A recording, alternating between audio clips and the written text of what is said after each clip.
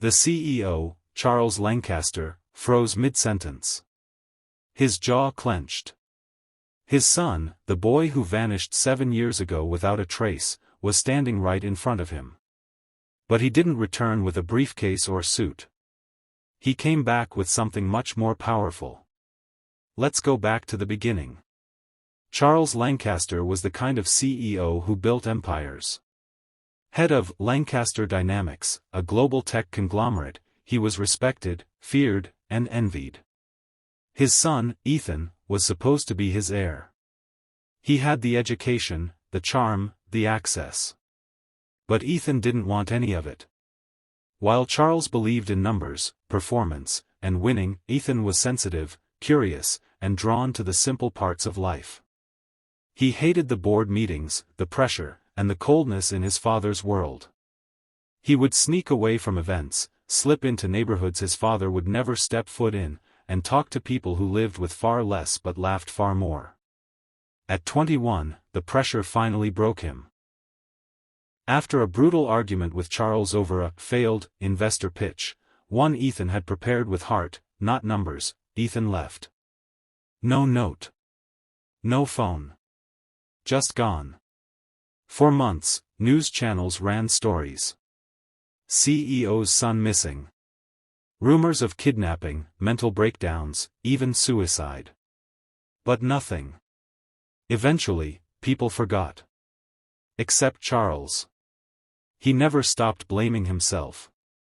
Over the years, Charles grew colder. His company grew bigger. But his home remained empty. Every birthday, every holiday, was a silent reminder of the son he may have pushed away. But while Charles built towers of glass and steel, Ethan walked through deserts, villages, and forests. He traveled across continents, not as a billionaire's son, but as a man looking for purpose. He worked in farms in Brazil, slept on temple floors in India, taught street children in Kenya, and even lived with monks in Tibet. He learned languages, felt pain, shared stories, and healed his own brokenness. And then he found her. Amina, a nurse in a small war-torn village in Syria. She wasn't rich. She wasn't famous. But she had eyes that carried the wisdom of centuries and hands that healed wounds both visible and invisible. She introduced Ethan to a side of the world he'd never known. Together, they started helping orphan children, first 5, then 50, then over 1,000. They built shelters, schools, and clinics. Not with luxury, but with love. Ethan never told anyone who he was. Until now. And now, 7 years later, he returned, not for a throne, not for a company, but because he needed help. The boardroom stared as he walked to the center. The silence was heavy. Charles's hands trembled. Ethan opened his bag and placed a small, wrinkled photo on the table. It showed a line of malnourished children in front of a half-broken tent. "I don't want your empire," Ethan said. "I want your heart. I want your support. I need resources.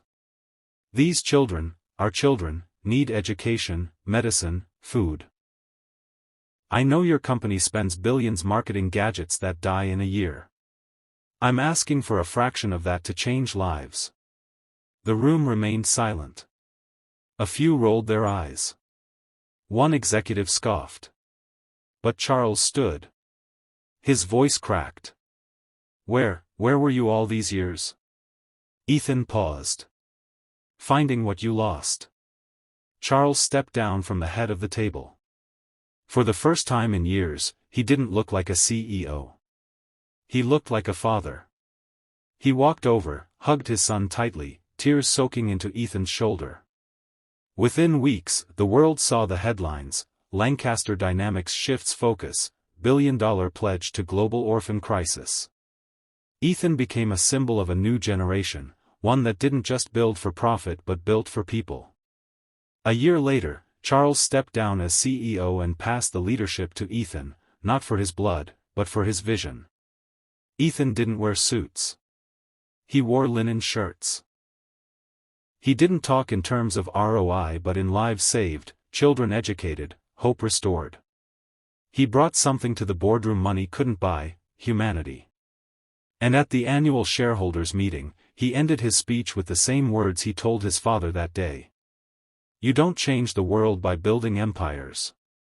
You change it by touching lives. The crowd stood in silence, then slowly began to clap.